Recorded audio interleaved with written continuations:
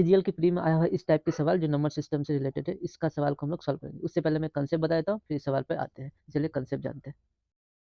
चलिए सबसे पहले जाते हैं नंबर्स के बारे में जानते हैं। नंबर 2 तरह के होते हैं, एक होता है रियल नंबर और एक होता है हमारा इमेजिनरी नंबर। रियल नंबर क्या होते हैं? जो भी हम लोग गिनती में जो भी नंबर आज तक पढ़े हो, सारे के सारे क्या होते हैं? रियल नंबर यानी वास्तविक संख्या। और दूसरा होता है इमेजिनरी नंबर यानी जो कल्पना के रूप में हम लोग नंबर यूज़ करते हैं। जैसे कि सबसे इसका बेस्ट एग्जाम्पल होता है आयोटा, आयोटा जिसका मतलब होता है रूट में -1, ठीक है? एक इमेजिनरी नंबर होता है, आयोटा इसको कहा जाता है। फिर आते हैं हम लोग रैशनल नंबर पे। रैशनल नंबर या परिमेय संख्या क्या होते हैं? तो जिस भी संख्या को हम लोग p/q के रूप में लिख सकते हैं, वो सारे के सारे हमारे रैशनल नंबर होते हैं। जैसे कि मेरा 2/5 हो गया, है ना? उसके बाद मेरा 3 हो गया, तो 3 में क्या होता है p जो हो गया मेरा 3 जो हो गया मेरा p हो गया और q इसमें क्या है? q मेरा नीचे 1 होता है, सभी संख्या के नीचे हमारा 1 लिखा होता है, तो q मेरा क्या हो गया 1 हो गया इस तरह से। इसके बाद आते हैं हम लोग इरैशनल नंबर में। इरैशनल नंबर में क्या होता है?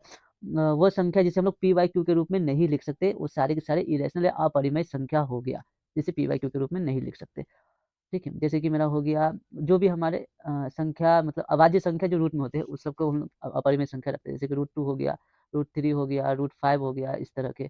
उसके बाद हमारा हो गया पाई हो गया, ये सारे के सारे क्या है? अपरिमेय संख्या, पाई। पाई हमेशा अपरिमेय संख्या। अब कोई-कोई बोलेगा पाई तो 22/7 हम लोग लिखते हैं। नहीं, पाई का मान 22/7 नहीं था, हम लोग एप्रोक्स मान लेते हैं। पाई का एक्चुअल मान 3.142 समथिंग आते जाता है, तो इसका कोई एग्ज़ैक्ट मान नहीं होता है। तो पाई हमारा इरेशनल नंबर है और 22/7 मेरा एक परिमेय संख्या है। ये दोनों अलग-अलग चीज़ें, एक ही नहीं होता है। अब आते हैं इंटीजर्स। तो इंटीजर्स क्या होते हैं? यानी पूर्णांक संख्या है। पूर्णांक संख्या यानी इसमें क्या हो सकता है मेरा 0 हो सकता है, 1 हो सकता है, 2 हो सकता है, -3 हो सकता है, -4 हो सकता है। मतलब 0 मतलब 0 को लेंगे 1 से लेके इन्फिनिटी तक और माइनस वाले जितने भी संख्या उन सभी को मिलाकर हमारा क्या बन जाता है? पूर्ण संख्या बन जाता है। यानी माइनस वाला भी, प्लस वाला भी और प्लस 0 वाला भी। इन तीनों को मिलाएँगे तो हमारा क्या बन जाएगा? इंटीजर्स यानी पूर्णांक संख्या।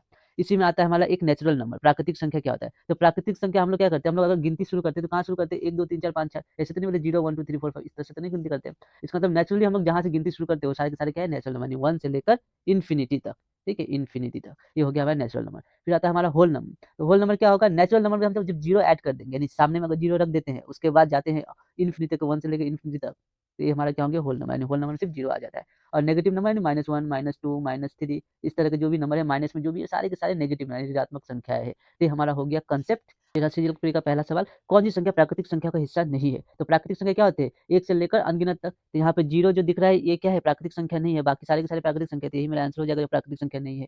उसके बाद ये सवाल देखिए, ये सवाल आपको एक होमवर्क के तौर पे छोड़ देता हूँ। बस मैं थोड़ा-सा बताता हूँ कि नेचुरल इंटीजर बताया हूँ प्राकृतिक संख्या, अपूर्णांक दोनों समय है। प्राकृतिक मतलब 1 से लेकर अनगिनत तक, अपूर्णांक में क्या होगा? 0 भी आएगा, 1 भी आएगा, माइनस भी आएगा। तो यहाँ बोला है दोनों में जो शामिल है वही मेरा आंसर हो जाएगा, यानी दोनों में, उभय, है ना? दोनों समूहों में है। तो आप देखिए 0, 5, -5 और कोई नहीं। तो आप इसका आंसर आप कमेंट बॉक्स में ज़रूर दीजिए।